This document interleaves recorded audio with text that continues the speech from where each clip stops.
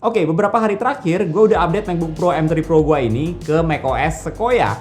Dan walaupun fiturnya ada banyak banget, tapi ada beberapa fitur baru yang menurut gue bisa mengubah cara kalian pakai Mac atau MacBook. Sebagai catatan, macOS Sequoia ini masih versi beta ya. Jadi gue tidak merekomendasikan kalian buat install sekarang, apalagi buat teman-teman yang pakai Mac atau MacBook buat urusan kerjaan. Jadi mending tunggu nanti aja pas udah rilis resmi. Cukup MacBook gue aja yang jadi tester buat macOS Sequoia. Nah, pertama-tama, buat teman-teman yang penasaran device kalian dapat update macOS Sequoia atau enggak, gue akan tampilin di layar kalian sekarang listnya buat MacBook, iMac, Mac Mini, dan sebagainya. Oke, kalau dari segi tampilan, sebenarnya masih sama-sama aja ya kayak di macOS sebelumnya. Tapi di macOS Sequoia kali ini, sama seperti update macOS setiap tahun, kalian bakal dapat wallpaper baru. Jadi ada tambahan dynamic wallpaper baru kayak gini, ada yang warna ungu, biru oranye, atau biru kehijauan kayak gini. Mungkin karena sekarang masih versi beta, jadi nama wallpapernya macOS Beta. Tapi kalau udah dirilis resmi, harusnya sih bakal sesuai nama macOS-nya kayak biasa ya. Selain itu, sekarang kalian juga dapat dynamic wallpaper Macintosh. Jadi nanti wallpapernya bakal ada icon-icon klasik yang ada di Mac seperti ini.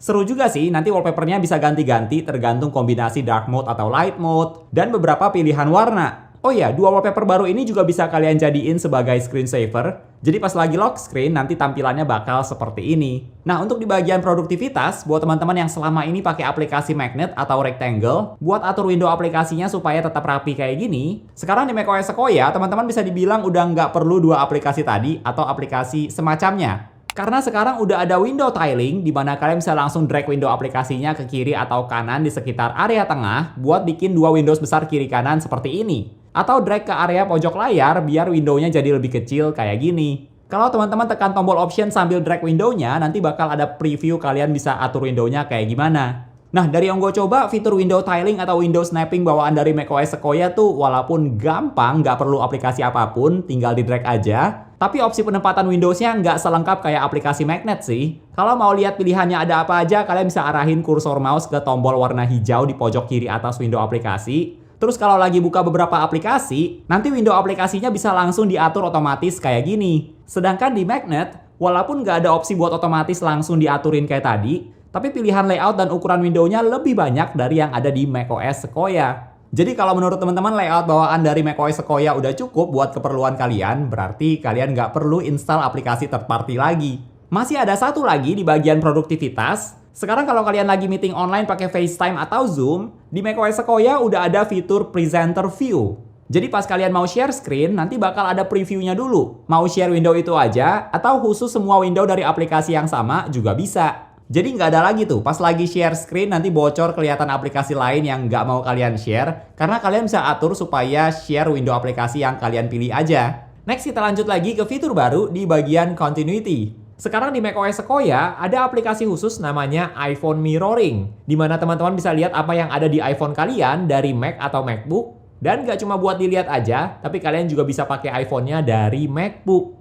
Nah, gue akan coba kasih lihat ke teman-teman gimana cara kerja fitur iPhone Mirroring, karena fitur ini menarik banget. Jadi kalau mau pakai fitur ini, make sure iPhone kalian dalam keadaan lock screen, dan masuk ke aplikasi iPhone Mirroring dari Mac atau MacBook. Pertama-tama nanti kalian bakal diminta buat pakai Touch ID atau ketik password di Mac kayak gini. Kalau udah masuk, nanti teman-teman bakal langsung diarahin ke aplikasi yang lagi kalian buka di iPhone, atau bisa juga ke home screen iPhone kayak gini. Tujuan dari fitur ini tuh supaya kalian nggak perlu bolak-balik cek iPhone kalian waktu lagi pakai MacBook, karena semua yang ada di iPhone itu bisa kalian lihat dari Mac atau MacBook.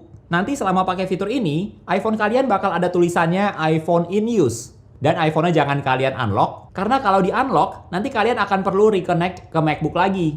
Nah, di aplikasi iPhone Mirroring ini, kalau teman-teman drag kursor MacBook ke bagian atas window iPhone Mirroring ini, nanti ada tombolnya lagi yang kiri buat ke home screen, dan yang kanan ini fungsinya buat lihat aplikasi apa aja yang lagi aktif, dan bisa langsung kalian tutup aplikasinya juga dari MacBook. Teman-teman bisa ketik, swipe, dan scroll dari trackpad yang ada di MacBook kalian. Bahkan gue bisa matiin flash di iPhone dari MacBook seperti ini. Yang menurut gue ini keren banget sih. Selain itu, implementasi dari fitur ini juga banyak banget karena kalian bisa buka aplikasi yang ada di iPhone dari MacBook. Kalian bisa sambil pakai MacBook sambil scrolling TikTok, buka Instagram, bahkan balas chat di WhatsApp juga bisa langsung dari aplikasi iPhone Mirroring ini. Gak hanya itu aja, gue bahkan bisa buka games yang ada di iPhone di MacBook seperti ini. Kalau games yang orientasinya landscape, nanti iPhone Mirroring-nya juga bakal jadi landscape. Kalau buat main game sih menurut gua agak kurang cocok ya. Walaupun memang bisa main gamesnya dengan lancar, tapi beberapa games tuh ada yang dibuat untuk touchscreen. Dan kalau main gamesnya di MacBook, itu antara beberapa tombol di gamesnya nggak bisa dipakai, atau bisa, tapi mainnya jadi susah banget.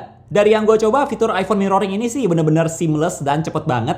Terus ya berasa kayak lagi pakai iPhone-nya seperti biasa gitu. Karena aplikasi-aplikasi yang ada di iPhone bisa gue buka juga dari MacBook. Kecuali kalau aplikasi kamera itu nggak bisa dipakai di iPhone mirroring ini. Oh ya, notifikasi yang masuk ke iPhone kalian juga bakal masuk ke MacBook ketika menggunakan iPhone mirroring ini. Jadi kalian bisa buka notification center dari Mac atau MacBook dan buka notifikasi aplikasinya langsung dari aplikasi iPhone mirroring. Nah, nanti fitur iPhone mirroring ini juga bakal ada tambahan fitur lagi yang sekarang belum dirilis, yaitu bisa pindahin file dokumen, foto, video antar iPhone dan MacBook kalian. Yang menurut gue ini menarik banget sih, semoga nanti bisa menggunakan fitur iPhone mirroring ini buat upload ke Instagram, upload ke TikTok, tanpa harus airdrop dulu filenya ke iPhone, tapi bisa langsung upload dari MacBook. Dari pengalaman gue, fitur ini bagus banget. Sejak pakai fitur iPhone mirroring ini, gue jadi jarang pakai iPhone pas lagi pakai MacBook, karena semua yang ada di iPhone bisa gue akses juga dari MacBook. Jadi sekarang kombinasi iPhone dan MacBook makin mantep lagi. Kalau di Safari juga ada update baru, yaitu ada Video Viewer. Jadi kalau teman-teman lagi buka website, terus di halaman itu ada videonya, nanti kalian bisa nyalain Video Viewer supaya videonya diputar dengan tampilan yang lebih besar, hampir full screen,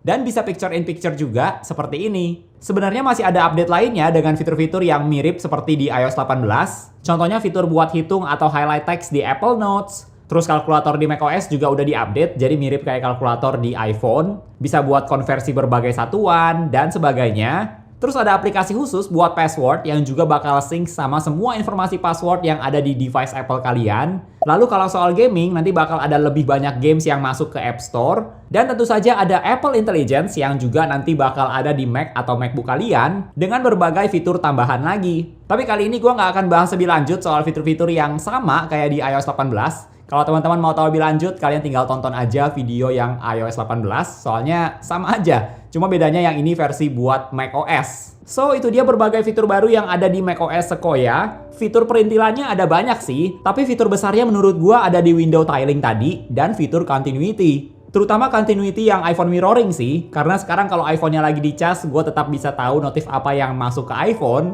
dan bahkan gue bisa pakai iPhone-nya seperti biasa dari MacBook. Di antara semua fitur barunya, fitur iPhone mirroring ini langsung jadi fitur favorit gue sih di macOS Sequoia. Kalau menurut teman-teman gimana nih? Fitur apa yang kalian tunggu-tunggu dari macOS Sequoia? Coba share di kolom komentar ya. Oke, thank you buat teman-teman yang udah nonton sampai di titik ini. Jangan lupa untuk klik tombol like kalau kalian suka dengan video ini. Dan juga subscribe supaya kita bisa ketemu lagi di video-video yang berikutnya. Bye!